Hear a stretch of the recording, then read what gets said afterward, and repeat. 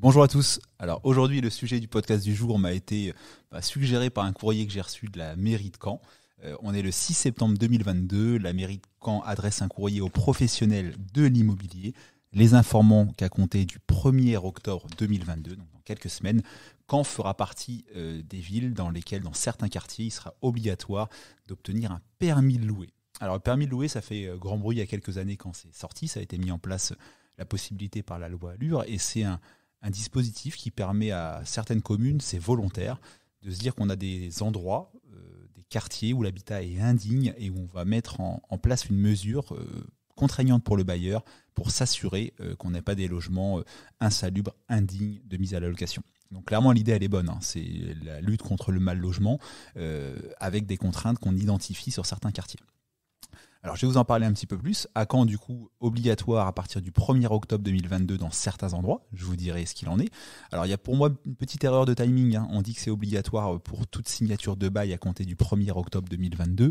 Et on ouvre la plateforme de déclaration en ligne, sachant que ça prend à peu près un mois de traitement, à partir du 1er octobre. Donc je me demande comment feront les bailleurs qui voudront signer un bail le 2 octobre, 3 octobre, 5 octobre dans un quartier concerné pour être en conformité avec la loi. Donc comme souvent avec le législateur, l'administration, l'idée est bonne, le timing est peut-être un peu plus mauvais.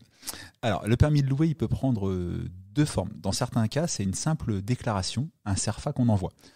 Dans d'autres cas, et ça va être le cas à Caen, c'est carrément une autorisation préalable. Donc il faut envoyer toujours un CERFA, c'est un document, je le montre à la caméra pour ceux qui regarderont la vidéo, un document d'environ 6 pages qu'on doit envoyer avant la signature du bail à sa mairie. Et on doit aussi y joindre le dossier de diagnostic technique complet du bien qu'on veut louer. Alors ça paraît logique, ça va être un peu compliqué pour certains propriétaires qui gèrent par eux-mêmes.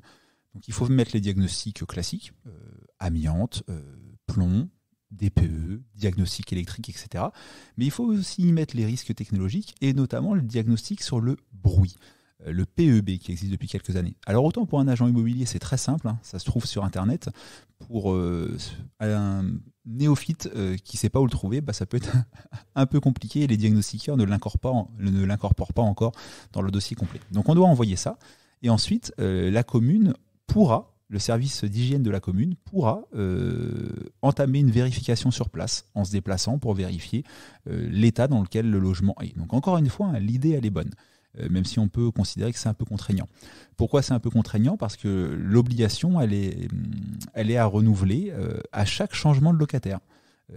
Elle est valable 2 ans si votre locataire reste longtemps dans le logement, mais si votre locataire change régulièrement, et des fois on n'est pas à l'abri d'un turnover important dans certains coins, on a des locataires qui restent même pas 1 an, et l'autorisation sera sollicitée à nouveau à chaque fois avec un délai d'obtention qui pourra un peu bloquer les remises en location du logement.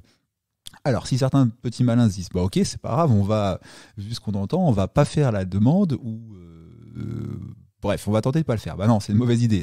Déjà, c'est une obligation légale. Deuxièmement, il y a une amende, encore heureux, il y a une amende pour vous dissuader de ne pas vous mettre en conformité. Donc l'amende, elle peut aller jusqu'à 5 000 € et elle peut être majorée en cas de récidive.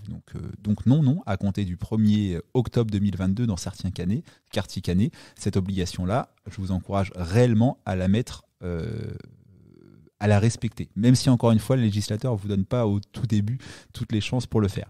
Je compléterai mes informations d'ici quelques semaines. On est convié par la mairie de Caen, et je les en remercie d'ailleurs, à une réunion d'information le 21 septembre 2022. C'est peut-être un peu tard, encore une fois, 10 jours avant le début d'obligation de la mise en place de la chose, mais on ne peut que saluer l'effort du gouvernement et de certaines communes comme la ville de Caen de vouloir lutter contre l'habitat indigne. À Caen, pas plus de suspense, on a déjà la carte où ça va être mis en place. Donc pour les gens normands et qui connaissent un peu la ville de Caen, c'est effectivement les quartiers qui sont sur le papier un petit peu les moins sexy, et on se dit qu'effectivement oui, il y a de l'habitat indigne. Donc on peut citer le bas de la rue de Falaise, une grande partie de la rue d'Auge. On a aussi tout ce qui concerne le passage Canchy. Donc on a pas mal de quartiers de Caen et on a pas mal de logements qui vont être concernés. Je zoome sur la carte encore une fois pour ceux qui regardent cette vidéo.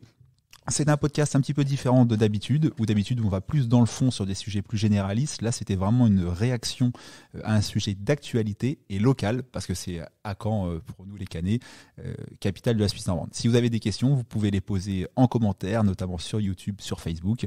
J'y réponds toujours, et n'oubliez pas de vous abonner à nos réseaux, chaîne YouTube, pour voir toutes nos vidéos, et ainsi de suite. Ciao, bye!